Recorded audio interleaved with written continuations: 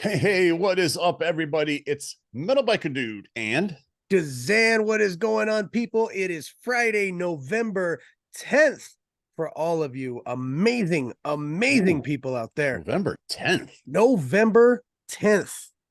Already. We're a month and a half from Christmas. That's it. I know. I'm going to be stringing up little Christmas lights over here on the deco. It'll be nice. Crap, we'll do a little festive background, guys. Listen, if you love the content we do here on this channel, hit that like button, comment down below, and subscribe if you are new. And of course, we're not going to waste any time. Dirty D, start us off as usual. Per usual. Okay. So it's been interesting. Okay. It's been interesting. And we're talking about the Red Wings. So we had a comeback victory versus the Islanders. Then we had a big time comeback victory versus the Bruins, who were undefeated up until that. Who were undefeated up until that point. Still are, actually. Well, as of today. Right. And then we played the Rangers last night, which would have been a couple of nights ago. And by the end of the first period, it was 3-0. And then by the end of the second period, it was 5-0. And it looked like another terrible start to a game, which it was. And we ended up losing 5-3, but did display that comeback ability. That comeback ability is the biggest hurdle that so many teams that are coming out of a rebuild. Right. It's the biggest thing they have to overcome. Right. And they've been doing that in a good way, but the reality is that you're not going to win a lot of games when you always are coming from behind. So right. Gotta figure this out, start better, maybe get up a goal in the first period and take it from there versus constantly coming from behind. So with that said, number 2 overall in the Metropolitan Division, the Atlantic Division in the NHL. And I believe they're 3rd overall in the Eastern Conference. So it's still good. Yep. But we got some stuff to clean up. Yep. As most teams, right? Dylan Larkin looks like an absolute boss out there, man. He has been amazing to watch. I mean, these shots as of late, I mean, geez, dude, it's incredible. And I'm like, that's like a trick shot. And you're like, no, he does this. No, this is what they do. This is what they do. Yeah. So very, very excited to see again. A lot more games. Hang on. So what DZAN is talking about, we're gonna post it right now. Yes, here, put it up right now. It's Pavel Datsyuk. This is from I'd say the early 2010s. And it was sick. And there's more videos like the one you're watching right now. It's absolutely insane. They called them the Magic Man. And you can see why. I mean, very good reason. Very good reason. Yeah. The accuracy. I mean, it you know what they say, 10,000 hours to master something. I mean, that is thousands and thousands and tens of thousands of hours. Well, and Pavel is obviously Russian. So in Russia, there's not a whole lot to do other than play hockey or do gymnastics. So yep. Yeah, exactly. Yep. In Soviet Russia, or Russell Bears. There you go. Exactly. That was good. Thanks. All right, guys, we are moving. So you do watch Family Guy? Come on now. If season 1 to 4, yeah, everything. I'm okay with 7, all the way through 7. Yeah. Okay. Anything past 04, 9, 05, past 9. Yeah, past 9. Forget it. Yeah. But all right. Listen, guys, I'm a little late to the game. Okay. I was in it for Power Slap 1. It was fantastic. I was hype. I got my son super into it. 6 years old, having to teach him you can't just go slapping daddy around all the time. It doesn't work like that. And he's like, no, we're going to do a Power Slap fight right now. No, we're not.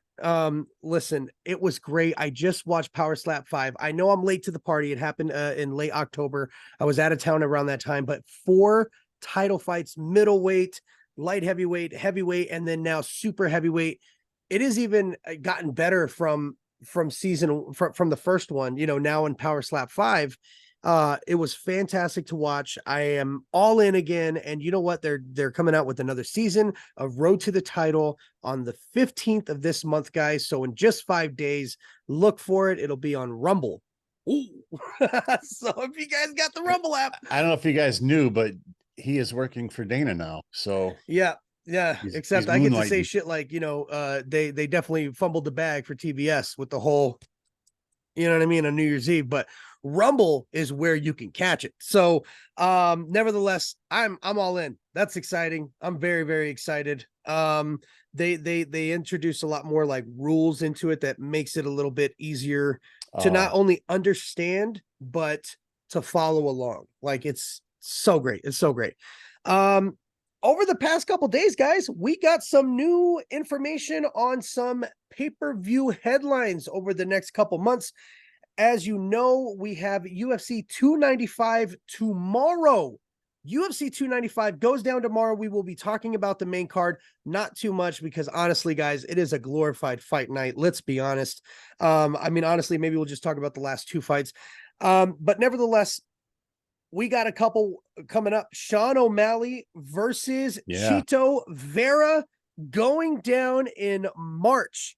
UFC 299. I like that they gave us everything but UFC 300. So more information coming for that one. We know that's going to be a huge card, and it's pretty evident by the headlines that we have on these cards. Because I mean, look, this is all 2023 fighters. Sean Right. O'Malley, Alexander Volkanovski, even Ia Good point. Taporia, Sean Strickland. We've seen these guys all 2023. Who have we not seen, baby?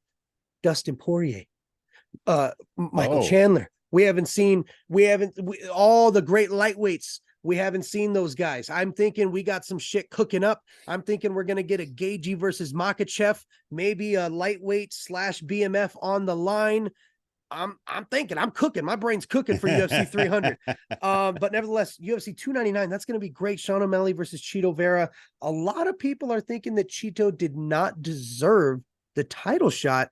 He had a unanimous decision win against Pedro Munoz in his last fight, which was actually on the Sterling and O'Malley card.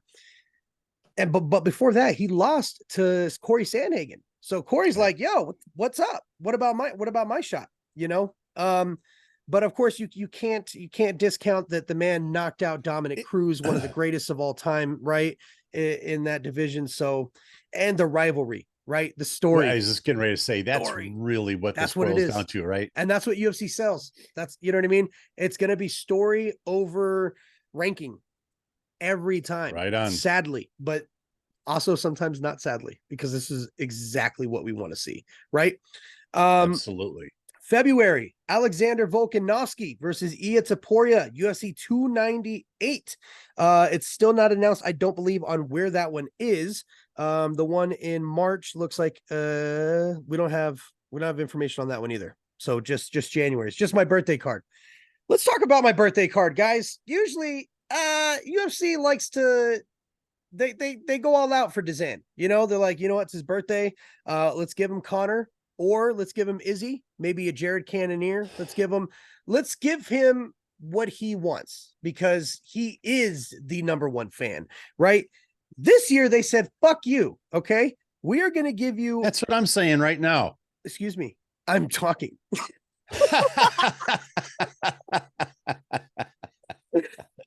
Dirty. I'm heated about this though. UFC 297. I get Raquel Pennington and Maya Bueno In Silva the for the and vacant bantamweight title. Raquel Pennington and uh, no, I'm sorry. Who is it? Oh, I saw. I did. All I saw was the title on the video, but it was 2 women that just got divorced. I thought one of them was Rocky, but apparently they're fighting to exercised their divorces or something. She said something to that What? effect. Yeah. Oh, is Juliana Pena fighting? No, No. no, Okay. Maya Buena Silva and Raquel Pennington, but it was her division. No, it wasn't them. It's I her could have. division, and she talks shit about everybody, every top Yeah. fighter. So I it just could be. sounded like a complete idiot because I can't remember who it was now, but Well, if DZAN can find it, I'll put it up right here. But if not, then Dirty, we don't we'll know what the find fuck it. you're talking about. I know exactly where to go. So But that, okay, so listen, that's the co-main event. Thank God. Thank God that's not the main event. But then they fuck me even more. They're like, hey, who's the fighter that you hate the most? I said, Dana, well, that's Sean Strickland. Please do not give me Sean. Okay, great. Sean we need Strickland. you in Toronto. Sean Strickland versus Drakees Duplessis. Are you fucking kidding me? Hey. You might get to exercise some demons here. Hey, it might be a good birthday with him being knocked out, right? But what I don't want is a repeat. That would be a problem. Yeah. That would be a problem because one of my saddest birthdays was when Connor lost. I'll show the video right now of me drinking sadly some proper 12. I remember. Drunk in the kitchen. He was not doing well, that. guys. It was not a good night, people. It was not a good night. But hopefully this will be redeemed and we'll get a Drakees Duplessis win. It's in Toronto. And of course, Sean Strickland on Twitter, the way he announced his fight, saying, looks like I got to go to Toronto to help two women do their job. Oh, and they call me sexist. Listen, I get the joke. I get it. But it's one thing to laugh about. No, it's one thing to laugh because you know that like it's funny and not true. But it's another thing to be like, it's funny, but he also believes that. You know what I mean? That's not why I'm laughing. I'm laughing because DZAN is not in on the joke. And he refuses to believe that there's a joke behind it. There's not. And he's a piece of shit. I'm telling you, he's trolling DZAN. If nothing else, I think he's trolling DZAN. No. I think he's targeting you. Well, that's for sure. Because this is definitely personal, and I'm not happy about it. But nevertheless, guys, we have all of our pay-per-views lined up until UFC 300. I got to be honest, not a lot of these, besides the Sean O'Malley fight, really are like getting me going for it. But it's all going to be good because I know in April we're going to get a banger with UFC 300, and I'm really excited to hear what's going to be coming out of that. You know that's going to be massive. And you know I would not be wearing my bare knuckle fighting championship Knucklemania shirt that I got from when they came out here for Knucklemania in Albuquerque. It's fantastic. Bare knuckle 56 is going down. Mike Perry versus Eddie Alvarez. Come on, Ben Rothwell's going to be there. We have Fieta versus Rawlings. This is really, woo, it's going to be crazy. Now, you guys know I did Ben Rothwell. Wow. Yes, Big Ben. I haven't heard baby. that name in years, man. You guys know I did do a breakdown video for their last like really big event. I will be doing another one, so look forward for that. It's going to be going down December 2nd, so about the week prior to the event. As long as there's no injuries and we're good to go, I will make sure to do a full breakdown on the main card for you guys. So look forward to that. Bare knuckle, baby. He's a big dude, man. Yeah, he had two performances in BKFC so far, 2 knockouts. Big Ben, baby. Big Ben. I'm excited. And he can take a fucking punch, man. His first fight, he weathered a storm. He almost got knocked out. He got knocked down, got up, and it was like an awkward uppercut that didn't even look like it had much on it. And the guy just like, bare knuckle, I mean, man. It was just perfectly placed, but awkward enough to where it wasn't like a, you know what I mean? He wasn't really trying. It was just like a tuck it to try it, and the man went down. Big Ben, dude. Looking forward to this one. He's going to be fighting a BKFC vet, so I'm excited, brother. I'm excited. This is going to be great. You know what fight I really want to see though, Dirty D? I would love to see Conor McGregor. Well, that's a given. And we know that it's coming up. Hey, we're going to be getting news soon, baby. He will be. If he's not headlining UFC, he got me going. Sorry, he got me going. He pulled the cord and he got me going. If Conor is not headlining UFC 300, he will be headlining UFC in July for the International Fight Week. Mark my motherfucking words. And it will be whoever he wants, whether it's Michael Chandler, whoever, Stipe. he'll take them, took them both on the same night. Same on the same night. This fucking guy. On if hit. All right, here we go. You know what fight I really want to see though? Is Chael Conor Sonnen. McGregor. Chael. I want to see the bad guy, Chael Sonnen, come out of retirement and step into the octagon against Ariel Helwani. Chael v. Ariel. Yes, let's do it. The bad guy. The bad guy. Guys, if you don't know what we're talking about, I mean, how could you have not seen this crazy argument back and forth with Chael going on Ariel's show?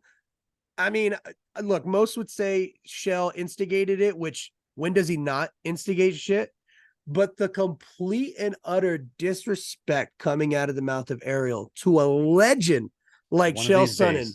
One of these days. And I'm not biased. He is one of the greatest of all time because he's just amazing. He's that guy.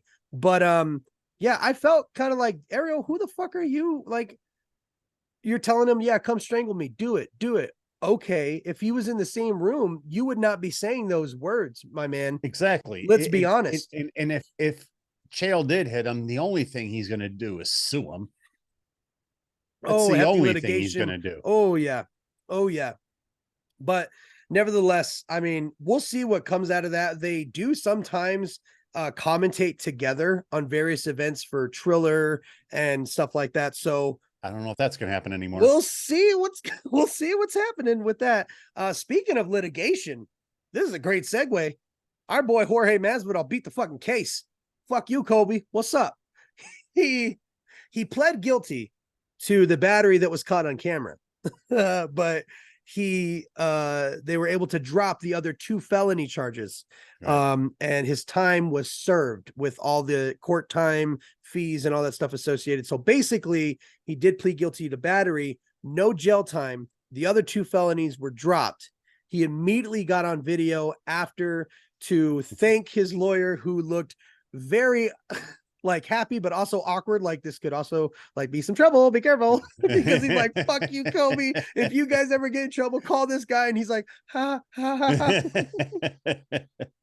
It was fun. It was fucking great. But good job for Masvidal. We hear he's going to be making a comeback in boxing. Please don't, Masvidal. Please don't. I mean, I get it if you really need the money, dude. You have to feed your family, do what you need to do. But if you don't need it, we don't need you to do it.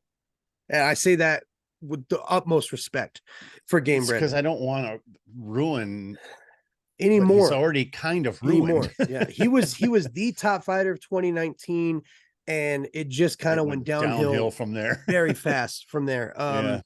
But we'll see what comes up with I Masvidal. do want to say that I really hope we get that fight at some point someday. With what?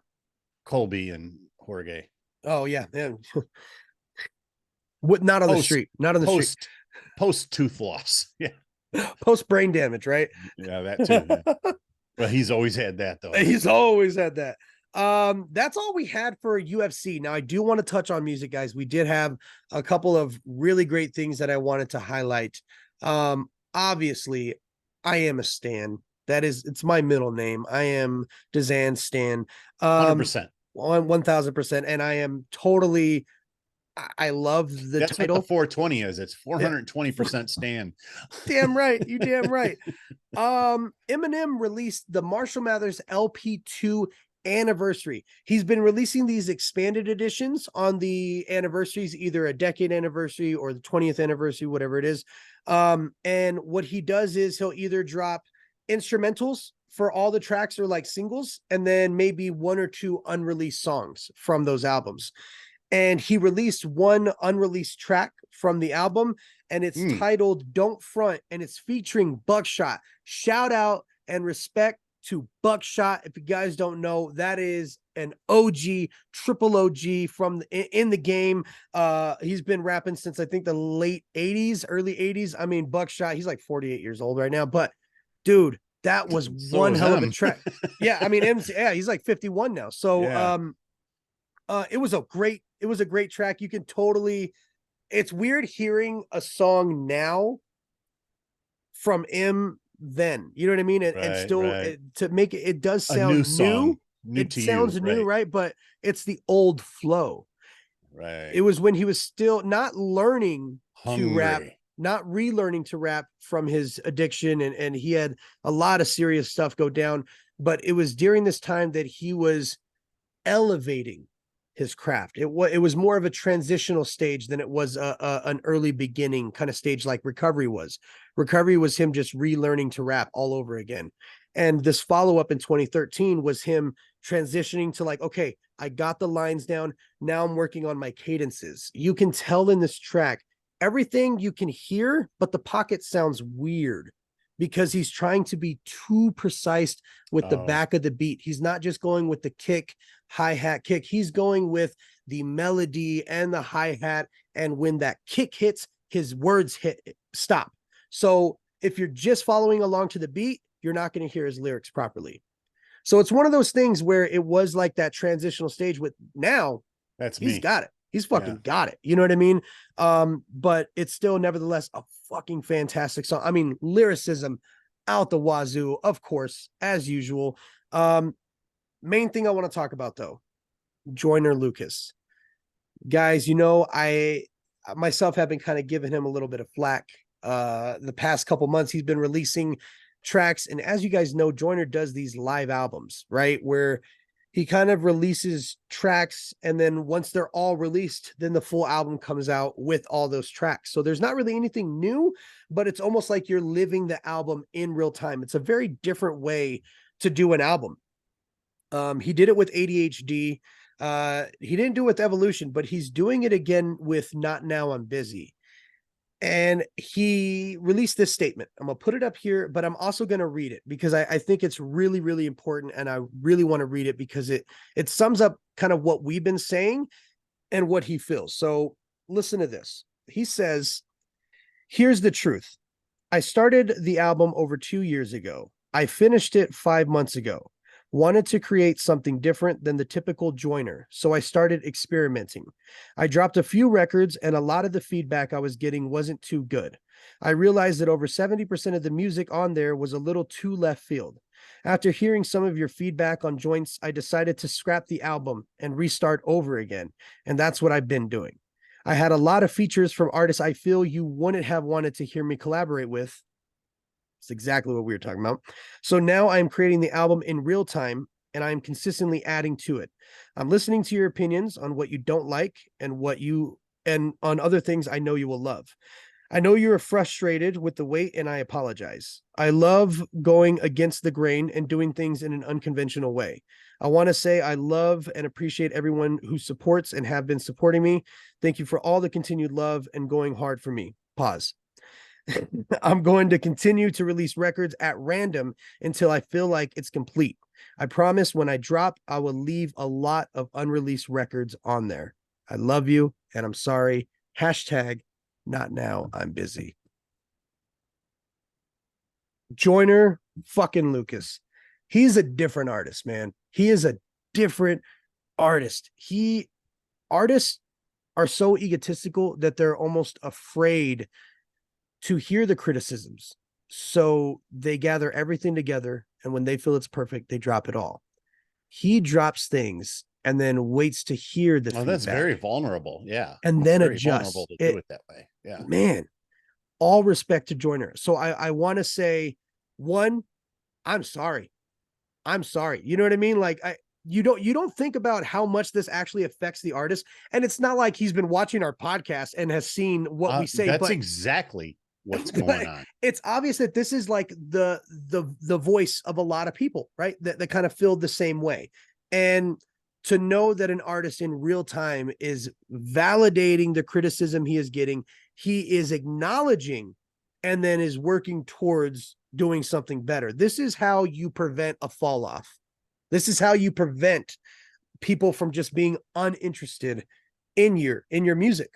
You know what I mean? That connection is lost. One thing I will say, Joyners, don't get stuck in this. Don't get too caught up on what people are thinking to the point where you stop doing what you love because you want to be experimental. It's fine to be experimental. Yeah.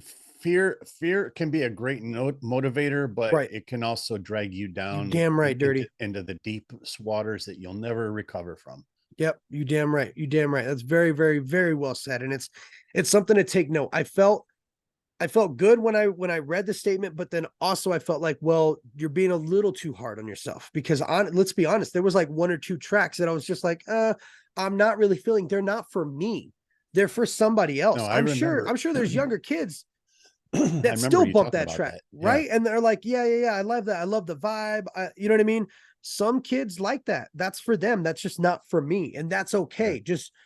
Just don't get caught up in what the masses think of you and lose sight of what you want to do. You know what I mean? Because then you're going to be putting yourself in a box.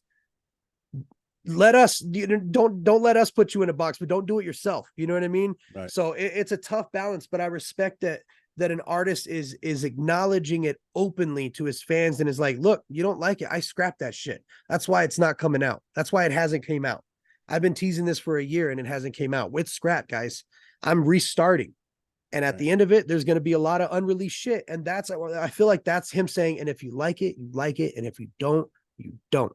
So all respect to Joyner Lucas. Guys, that's the time we have for you today. Dirty D, do you have anything else? Yeah. Oh, hold on, guys. He usually says no. You didn't even give me the opportunity. You just cut me off and you ready to bounce. Sorry. Nnutthowze. Oh my. I am so sorry. You Dirty should D. be absolutely ashamed of yourself. God, I am. Don't look at me right now. God. Oh, if you guys know, I was talking about Nnutthowze, and then Dirty D actually listened to it. He reacted to it. Give us your thoughts, Dirty. What did you think? Please. It was absolutely out of this world. It was one of my favorite Tech Nine albums, and it was short.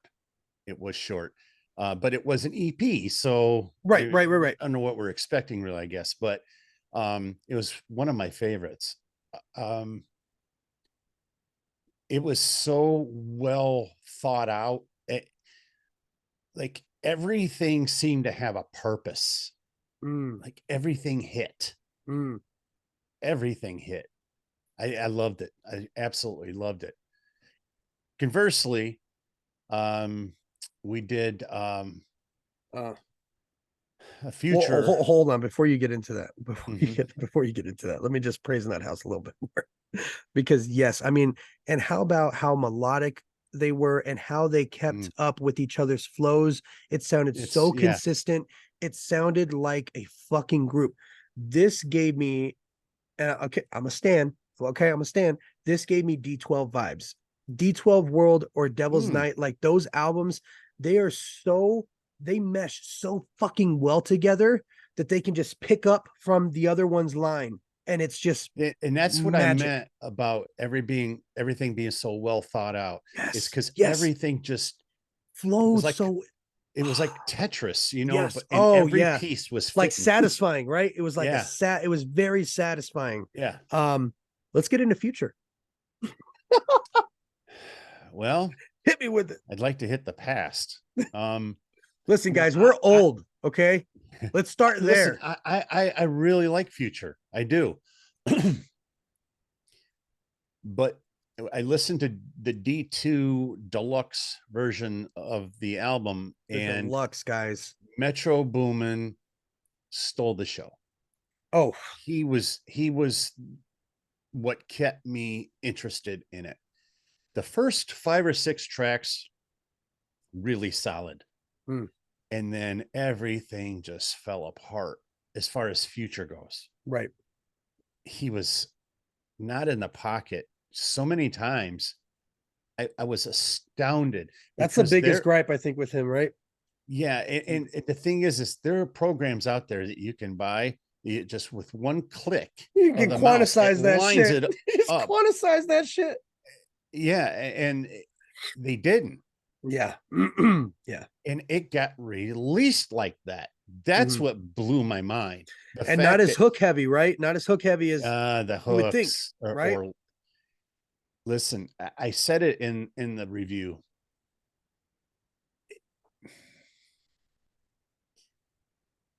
he needs a hook writer. Yep. The first 5 tracks on there, and I also did Monster, I think. Oh no, that was this weekend too. Yeah, I did the Monster EP. Mm. And same thing. There were so many times where he was out of the pocket, and it was just mind-boggling to me The that only thing you're left with because is that production. you listen to it, and you listen to that production, Right. that tells you right there that the record company or whoever financed this threw everything at it. Right. Right. They left no stone unturned, but yet it got released like that. I was stunned by that. Yeah. I was stunned. And I like Future. I do. It just, I'm kind of like you. I think he might be better on features. Yeah. That's really what I feel. I feel like he shines in features when he has a single verse on a feature. He puts it all in there. Right. Sounds great. Sounds great. And that's the other thing is there was a lot of repeats. Yes. Both albums, yeah, D2 and the Monster.